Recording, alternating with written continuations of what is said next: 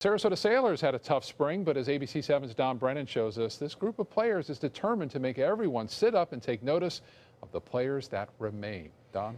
Thanks, Scott. Now, the Sailors would have had almost every starter returning and been primed for a playoff run, but head coach Brian Riles can only play the hand that he is dealt.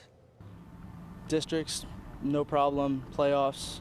Hopefully we're going to the state championship. Words filled with bluster for sure from a member of a team which was beset by the defection of 7 key players. But this team sounds like they plan on bouncing back from the initial shock. It definitely put a little like, well, what are we going to do losing all these players? But I think also at the same time it put in our mind we have to work a lot harder. And that's what kind of pushed us in the weight room, trying to get better and just constantly working. Head coach Brian Riles had to guide his young Chargers through the initial fallout, but it's a good lesson to learn in football, but also in life. One foot in front of the other.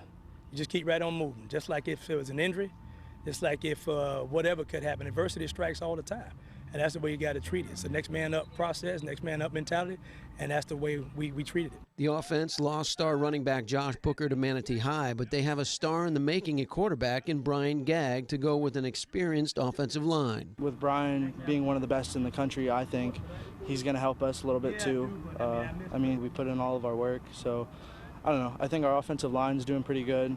We're getting better. We're bonding better as a team, getting tighter. The defense will be the most experienced and not lacking in size either. At least 3 players over 300 pounds. So, you know, we're going to have a strong D-line.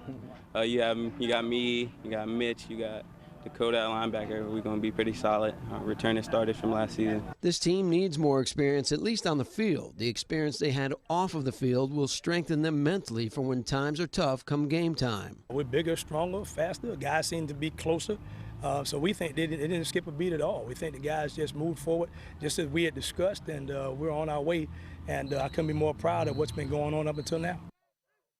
Now, the Sailors open up at home against the Seahawks of Cape Coral, so it's a battle of the sea, the Seahawks and the Sailors. And Pat Riley told me once when he was the coach of the Miami Heat, now he's the president, he said, Don, you take the hits and move on. Nobody's going to feel sorry for you, so you got to take those hits and just keep on going. And that's what the Sailors have to do. And they actually have a really good mentality, so I wish them the best. You can hear it. Yeah, awesome.